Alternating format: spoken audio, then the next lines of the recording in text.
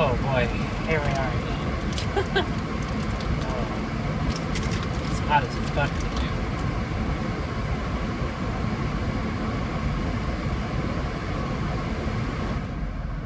I just realized how loud that was. It's hot as hell today. So I'm in the car, obviously. And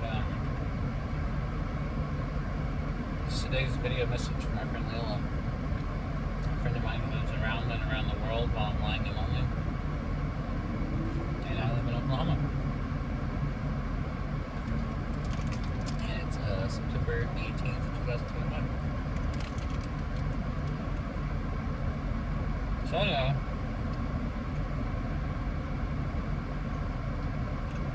I've barely done anything today. This weekend, Saturday. Most stuff is closed here. So I've just been driving around, walking around. Walking around Walmart. And listening to music. And watching Red Letter Media videos. My favorite YouTube channel. I thought I would talk about music, because that's my trusty standby topic. I can always talk about music.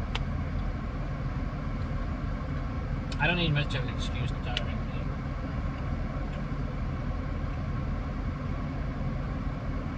In fact, all these message videos might just turn into music vlogs.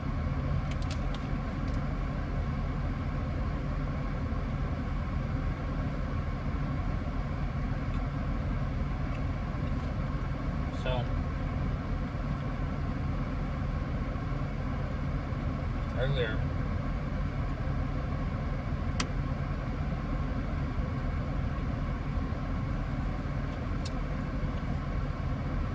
I was listening to a lot of good music when I was walking around.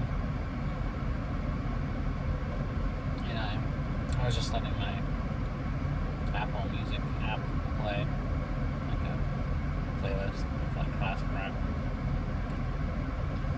And the song Crimson and Clover by Tommy James and the Shondells came out. And I have to say, I think that's one of the greatest songs ever written by anyone. Crimson and Clover, I think, is just a masterpiece of the song. It has so many different moods and tones, and it's like the perfect love song. It has very creative and interesting lyrics.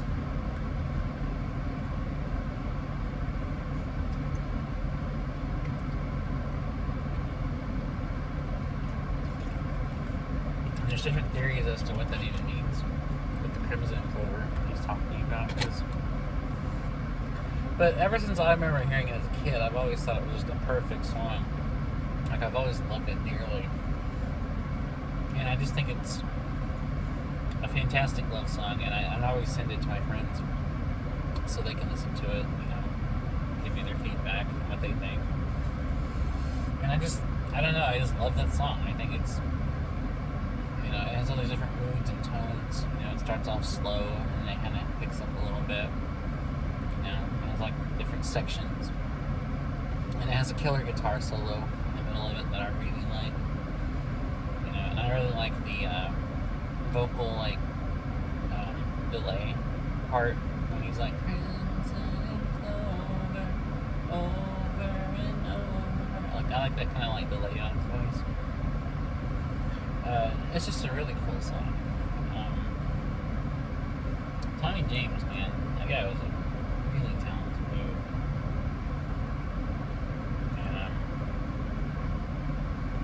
And if his management and everything would have played their cards right, he would have been like as well known as like the Who,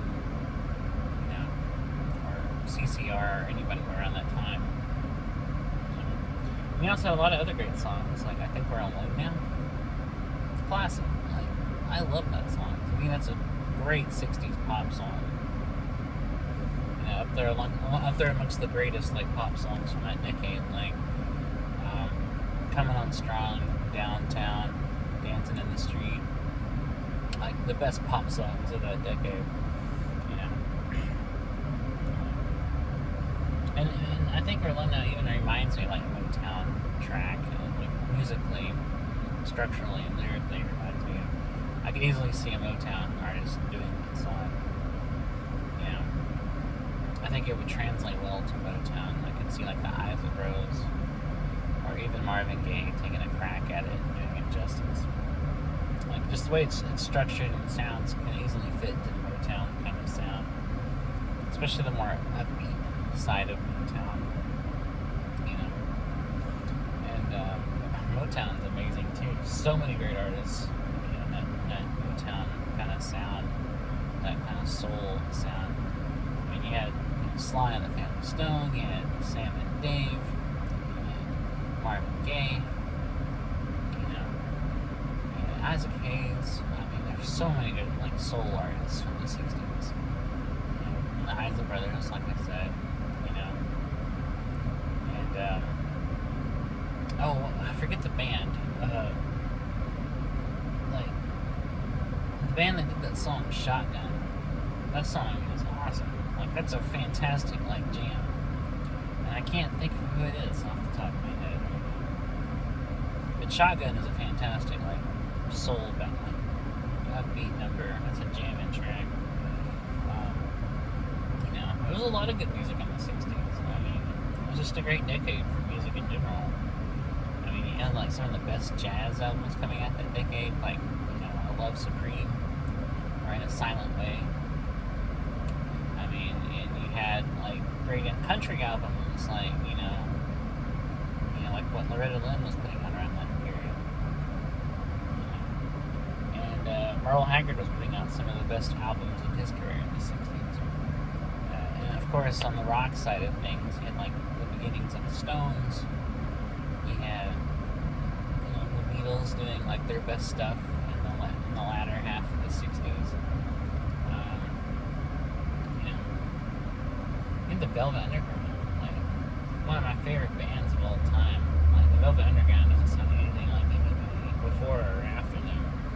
Like they were just, you know, I think every like garage band after them owes their debt of influence to the Velvet Underground. The Velvet Underground and the Stooges. I think every band that formed after them owes them a huge debt of gratitude. Banging around in their garage, you know, making loud, aggressive music. So good. The Stooges, man. Their first LP from 1969. It's a classic. You know, and the Velvet Underground put out their best material in the '60s. Like their first 3 albums are like their best work. Velvet Underground and Nico, White Light, White Heat, and their self-titled album, Velvet Underground. That's their best work. And those were all produced by the end of the decade. You know, it was just so much good music. You know, I mean, there was a lot of shitty music too. There was a lot of crap I hated from the decade. You know, stuff that just sounds soulless and bland and generic that I just really can't get into. The '60s, you know, for as much good music as it had probably just as much, if not more, bad music too. But I mean, if I'm really like taking a step back and looking at the whole of the decade, like there was so much good stuff. You had a lot of good like top, you know, hit songs like Eve of Destruction, you know, which was a fantastic one-hit wonder. You had like stuff Dylan was putting out, like Rolling Stone. But the entirety of Highway 61 Revisited was just a masterpiece album.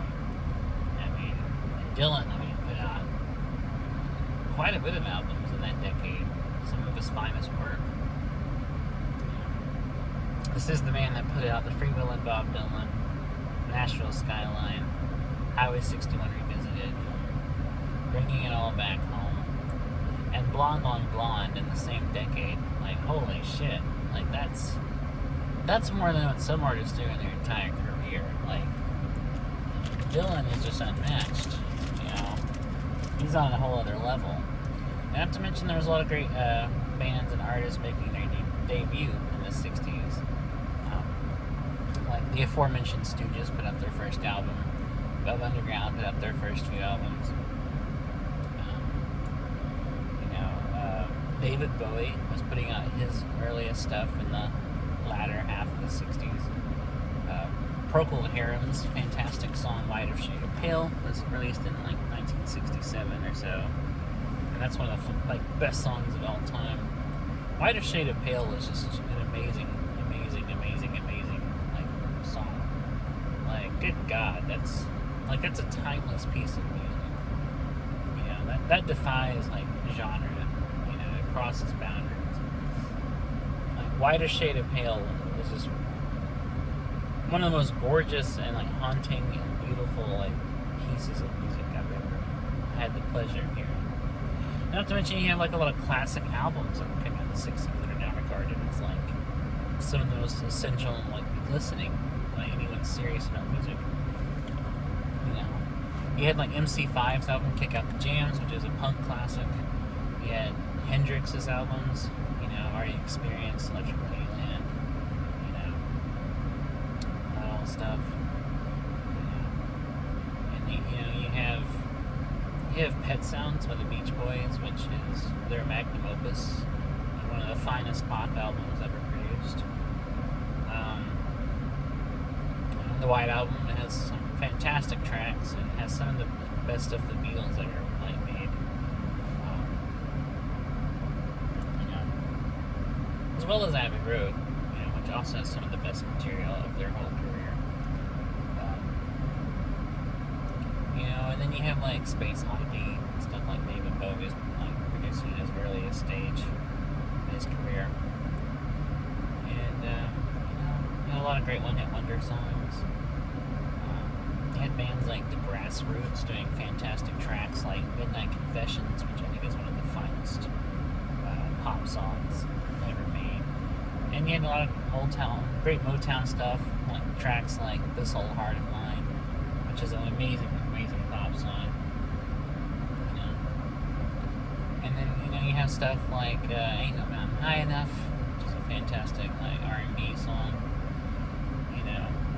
And you have Leslie Gore's I Told Every Star, which is a fantastic pop song as well. And you have a lot of great rock bands, like I mentioned, starting off in the 60s. Led Zeppelin put out their first two albums in 1969. They're both very, very great LPs. Definitely worth listening to. Frank Zappa made his debut in 1966 with the Mothers of Invention album Freak Out. And he would go on to put out, some other great albums at the end of the decade. We're Only In It For The Money, Hot Rats, Olympic Gravy. Those are all great albums from the latter half of the 60s. Absolutely Free, the second album by Mothers of Invention, is also a great album. And then you have Captain Beefheart's classic album, Trout Mask Replica, which is one of the most interesting and experimental albums ever produced. One of my favorite albums of all time. And then you have a lot of good rock bands like Steppenwolf and stuff in the latter half of the 60s. A lot of good stuff they were doing. And in the mid-60s you had stuff like what the Zombies were doing.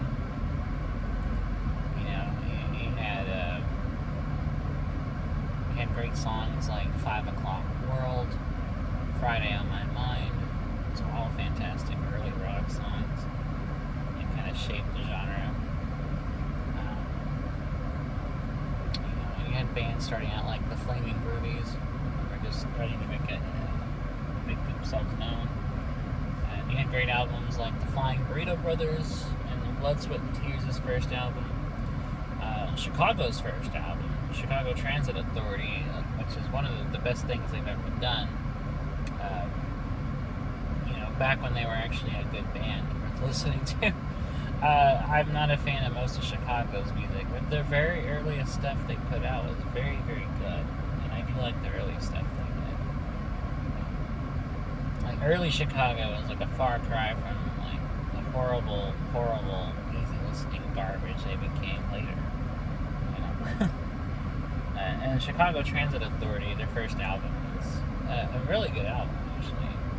Very kind of overlooked. And then Traffic put out some good albums too. Of course, Joe Cocker was putting out his first albums, including his famous and, in my opinion, superior cover of With a Little Help from My Friends, which I think is actually far better than the original by the Beatles. Joe Cocker's rendition of With a Little Help from My Friends, I think, is one of the best rock songs, and I love his rendition of it. He completely remade that song in his image and killed it. Joe Cocker was a phenomenal singer, great songwriter. There's just so much good music in that decade, and in the 70s, good God, I can go even longer with the 70s. Where do I even start?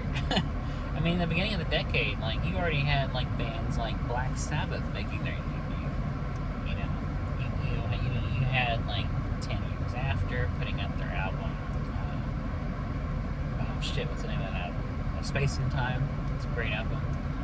Pink Floyd were putting out some of their best albums in the early 70s. Adam Hart Mother, Metal, Scared by Clouds. Of course, Dark Side of the Moon.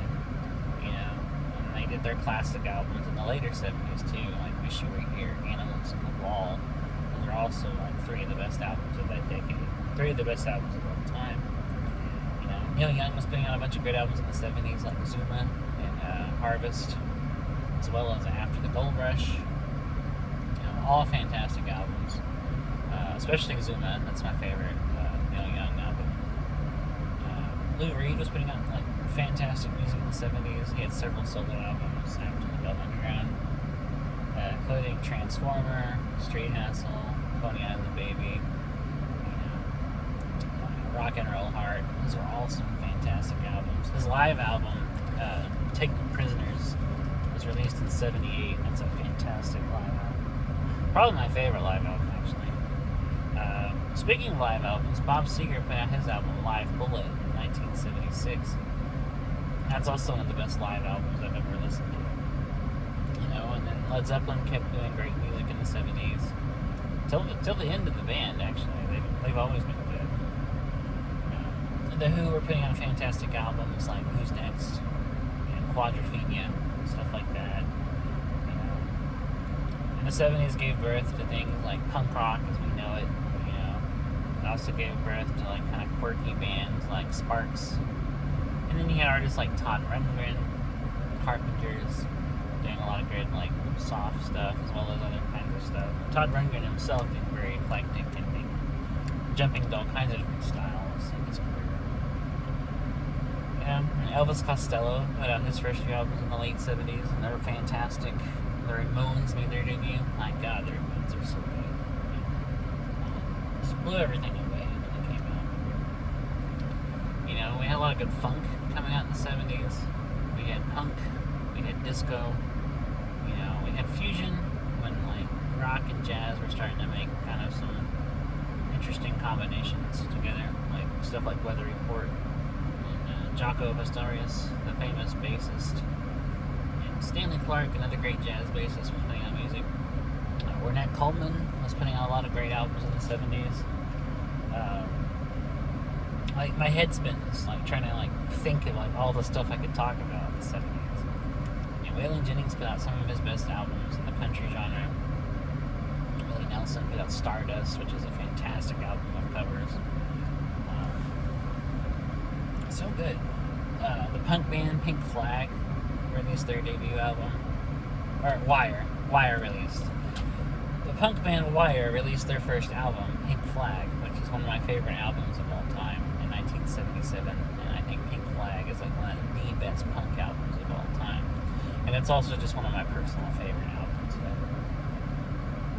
ever. I can just go on and on. There was so much good music, especially in specific years like 1977. 1977 alone gave birth to some of the best albums of the decade, of all time. Iggy Pop's Lust for Life and The Idiot both came out that year. David Bowie's albums Hero and Low came out that year. Steely Dan's album Asia came out that year. Fleetwood Mac's album Rumors came out that year. Elvis Costello's debut album My Aim Is True came out that year. Meatloaf put out Bad Out of Hell that year, which is also a fantastic rock album. Pink Floyd put out Animals that year. I mean, just so many talented artists making either debuts or like putting out their best records in '77. That was just like a very essential year in music. So many good music like released in that year.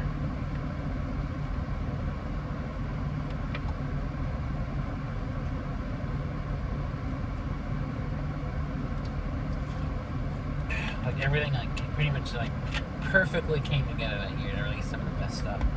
Bob Marley put out his album Exodus that year, '77, and that was a fantastic reggae album. I'm trying to think of who else. There's so many I can like try to pull off the top of my head.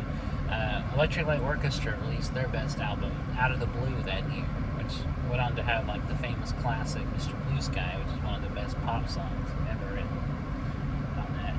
during that year. Out of the Blue is just a fantastic and wonderful pop album. Definitely worth listening to. You know, such a good album. And just another reason why '77 was like probably the best year as far as like old school music goes. Just so many important releases came out that year. You know, and then the '80s came along. In the '80s, all kinds of great music. You know, you had Adam Ant, you had Sonic Youth, you know, AC/DC were putting out a lot of good albums in the '80s. You know, Madonna was making her debut. Elvis Costello was putting out some great albums in the '80s. And again, Elvis Costello, everything he does is good. Bob Dylan was putting out good albums in the '80s. I mean, there were so many good albums from that year too. Throwing Muses released their first album in the '80s. Very great underground band. R.E.M. became really popular in the '80s and put out some of their best work. Who else, man? Like, so many bands either emerged in that decade or put out some of their best stuff in the decade. Minutemen released the punk classic Double Nickels on the Dime in the '80s, as well as like the other great punk band from the Midwest. Well, Minutemen were from California, but the great band from the Midwest, Husker Du, put out their album Zen Arcade, which is a punk classic, as well as a bunch of other great, you know, alternative and punk albums in that decade. The Replacements put out their classic albums Let It Be and Tim in the '80s. A lot of good like underground indie bands coming out in that decade. Elvis Costello put out my favorite album of his in the '80s, Blood and Chocolate, in the year 1986.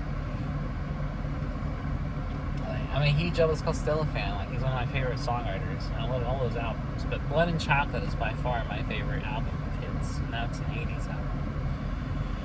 Oh man, so many good albums. Daydream Nation by Sonic Youth came out that year. And basically, like, threw them into the mainstream pretty much. You know, so many good stuff. You know, there's a lot of good pop. Cyndi Lauper was releasing some good stuff, especially from her first album. She's So Unusual. So many good stuff. The Go-Go's are putting out good stuff.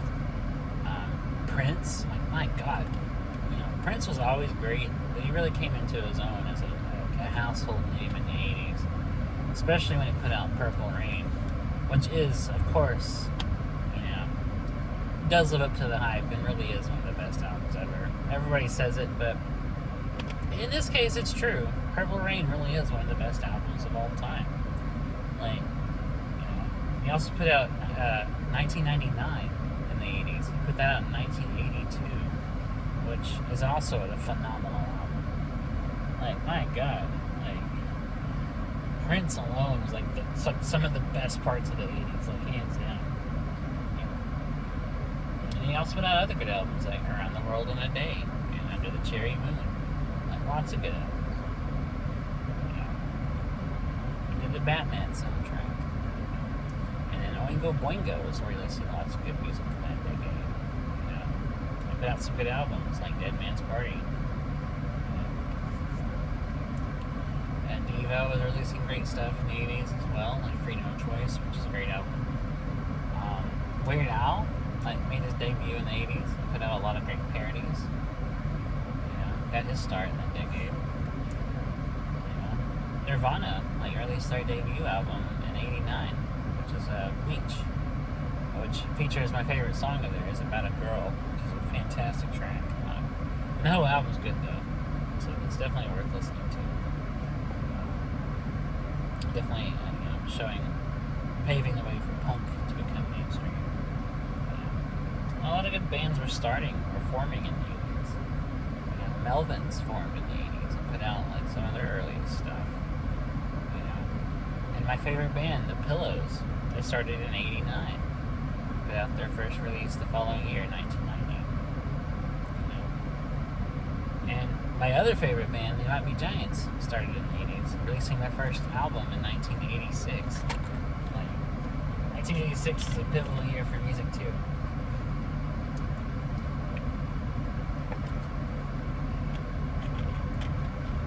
And there's a lot of good rock songs in that decade as well. When I mean rock songs, I don't mean like indie, like alternative, like punk rock, like the bands I've been describing. I mean like the conventional, like MTV mainstream rock had a lot of good stuff. Like Whitesnake with their hit "Here I Go Again," which is, I really love that song. As corny and cheesy as that, hair stuff, like glam kind of rock was. I like some of it. I like Def Leppard, and they were as mainstream as you can go. Like, they were like mainstream rock, and I like them. Their album Pyromania is like their best album. And High and Dry, good God, High and Dry is a great album. So, I mean, what can I say? There's just a lot of good music in the past, and I'm not even to the '90s. The '90s had all kinds of good stuff. Everything from great one-hit wonders like Give It To You, to good stuff that bands are putting out, like Smashing Pumpkins releasing their album Siamese Dream, as well as, of course, the classic Melancholy and Infinite Sadness. Man, so many good albums, so many good bands. I can think of just like 10 good '90s bands off the top of my head. You had Toadies, you had Offspring, you had Toad the Wet Sprocket. Jars of Clay put out a good one-hit wonder called Flood. They Might Be Giants were releasing some of their best material ever in the '90s. Sonic Youth were putting out some of the best material of their career in the '90s. Dinosaur Jr., who started in the '80s and were still going strong in the '90s, doing some great albums like Without a Sound. What else, man? Even Butthole Surfers got a one-hit wonder. They got a song not only on the radio but on the charts in the '90s. That's, if you know anything about Butthole Surfers, that's unfathomable. That's insane. Like, to think they actually had a mainstream hit, because they're like the most anti-mainstream band there is. Like, even the name, like Butthole Surfers, that's a confrontational, aggressive band just from hearing that name. And I love their stuff. Like, they're weird as fuck, and they're very aggressive, and they're loud, and just make a bunch of noise and shit. I love it. But, when they put out their song Pepper, and that became a mainstream track, that knocks me over, just thinking that at one time the Butthole Surfers of all bands had a hit on the radio. That would be like if the Dead Milkmen suddenly had a hit on the radio. Like, and don't say Punk Rock Girl, because I don't really think that counts as a hit. I don't know, man. Sometimes the stuff that breaks through to the mainstream really surprises me. Because it just sounds so antithetical to what I think a mainstream audience is going to like. And yet here we are. There's people that, praise a bunch of, like, really weird alternative bands, and they're really popular and they get successful. Bands that have really strange sound, like Radiohead, which I love Radiohead, don't get me wrong, they're fantastic. All their albums are awesome, I love their stuff. But I am floored that Radiohead became a mainstream band. Like, I think they had to kind of like build up to it. Because the early stuff they put out was Creep, which is a fantastic song, don't get me wrong, that's like one of the best songs ever written. But it's a lot more mainstream than what they would go on to do. I think if they would have came out of the gate, like just made their debut with OK Computer, I don't know if that would have like caught on as well as if they had put out 2 albums before that, one of which had a big hit on it. But maybe, I mean, OK Computer is a fantastic album, and it really is a classic, like everyone says. So, I mean, as good as that album is on its own merits, they probably could have just instantly became as, like, critically and audiensly acclaimed, as they were when OK Computer did come out. But man, the 90s, man, so many good bands, so many good songs. Harvey Danger, I love Harvey Danger. They had a hit with Flagpoles in it, but all their stuff's good. Like Harvey Danger, put out a few albums and they're all fantastic. Semisonic, they're only known for one track, but man, they're so good. All their stuff's great. It's a shame that bands like that are only known for a single song, because they deserve so much more attention. And of course, Soul Coughing, one of my favorite bands, mainly because I'm a big fan of Mike Doty. I'm just a huge fan of him, and I love his music. I listen to all his solo stuff all the time, so of course I like the stuff he did with Soul Coughing. What else, man? There's so many good bands. The Breeders put out their classic hit, Cannonball, which is also a great song. It's really weird, kind of loose, but it's cool. Such good stuff. What else? Still the 90s, man. The 90s are so eclectic. There were so many different sounds. You get everything from Green Day to, Ricky Martin. That's crazy to think. And they had, one-hit wonders like Mambo Number 5.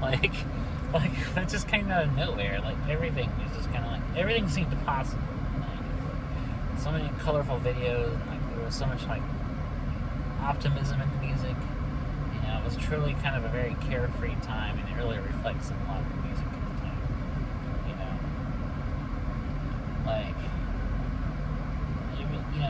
It was just a generally carefree time, even though it had problems obviously, but I think the culture just didn't really think about it that much.